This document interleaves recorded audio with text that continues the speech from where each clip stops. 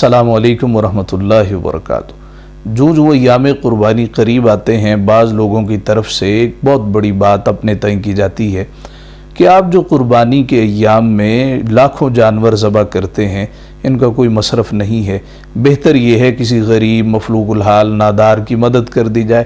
اور پھر بعض لوگ یہ بھی کہتے نظر آتے ہیں جی اب حج پہ جاتے ہیں، لاکھوں کروڑوں روپیہ خرچ کرتے ہیں، بہتر ہے یہیں پہ کسی کی مشکل کشائی کر دیں، اللہ آپ کو زیادہ ثواب عطا کرے گا۔ سننے کو یہ بات بعض لوگوں کو بڑی اپیل کرتی ہے، جی کیسی اس نے زبردست بات کہی ہے، اس کے پاس دانے نہیں ہیں تو ہم قربانی نہیں کرتے، اس کو دانے لے دیتے، وہاں پہ پینے کے لیے پانی نہیں ہے تو ہم موٹر کا انتظام وغیرہ کر دیتے۔ تو بات تو سننے میں بڑی اپیل کرتی ہے، مگر شرعی مسئلہ کیا ہے؟ گزارش یہ ہے کہ دین اسلام میں کسی شخص کو اجازت نہیں ہے کہ جس کو اللہ نے فرض قرار دیا ہے اس کو وہ سنت قرار دے لے، جس کو واجب کہا گیا ہے اس کو وہ مستحب مندوب کا درجہ دے دے۔ فرض کو فرض ہی رہنے دیا جائے گا، واجب کو واجب رہنے دیا جائے گا، سنت کو سنت رہنے دیا جائے گا، اور کسی شخص کو اختیار نہیں ہے کہ وہ اللہ رب العزت کی طرف سے عائد کردہ کسی عبادت کو ساقط کر سکے۔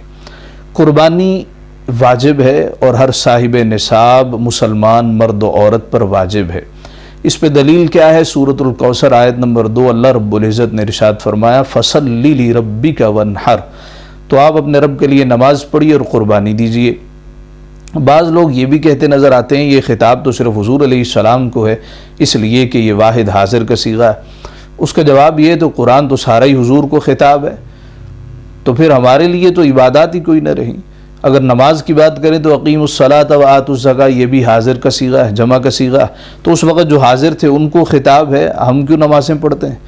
تو حضور علیہ السلام کی وساطت سے پوری امت کو خطاب ہے۔ دیکھیے سورۃ المدثر میں ارشاد ہوتا ہے ربک فکبر وثیابک فطہر، آپ اپنے رب کی تکبیر بیان کیجیے اور اپنے کپڑوں کو پاک صاف رکھیے۔ اگر کوئی آپ سے کہے حضور والا آپ بھی تکبیرات کہیے، آپ بھی اپنے کپڑوں کو پاک صاف رکھیے، تو آپ کیا کہیں گے؟ یہ صرف حضور کو خطاب ہے، حضور کی وساطت سے پوری امت کو خطاب۔ تو قرآنی دلیل سورۃ الکوثر کی آیت نمبر 2 ہے فَصَلِّ لِرَبِّكَ وَانْحَرْ، اور اللہ رب العزت نے حکم دیا ہے، اور حکم یعنی امر وجوب کے لیے ہوتا ہے۔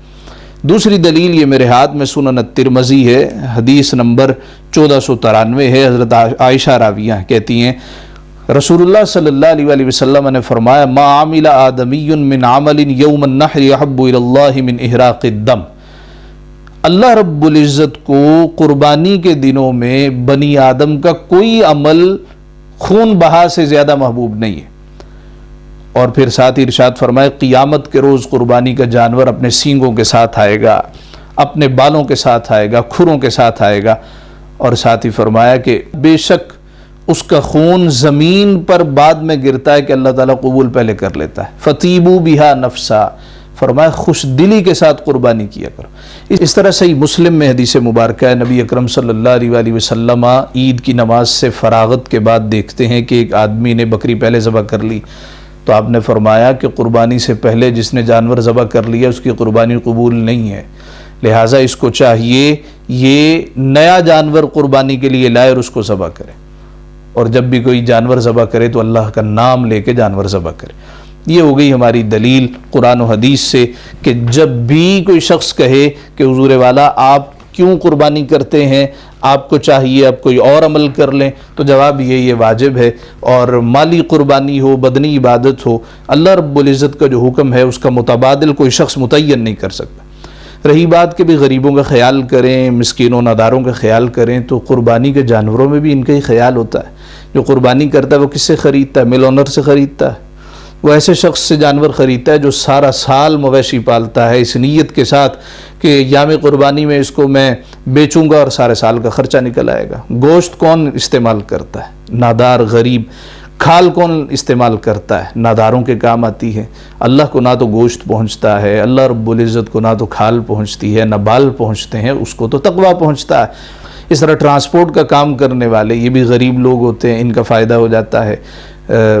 گانیاں بیچنے والے، رسیاں بیچنے والے، یہ سارے کے سارے غریب نادار لوگ ہوتے ہیں، تو قربانی میں ان کا ہی فائدہ ہوتا ہے۔ لہٰذا آپ خاطر جمع رکھیے جو قربانی کرنے والے ہیں، آپ ان کو خوش دلی سے قربانی کرنے دیجئے، بلکہ آپ خود بھی قربانی کیجئے۔ اللہ رب العزت نے توفیق عطا فرمائی ہے، قربانی بھی کیجئے، غریبوں کا دوسرے اعتبار سے بھی خیال کیجئے۔ اللہ رب العزت ہمیں دین کا صحیح فہم عطا فرمائے۔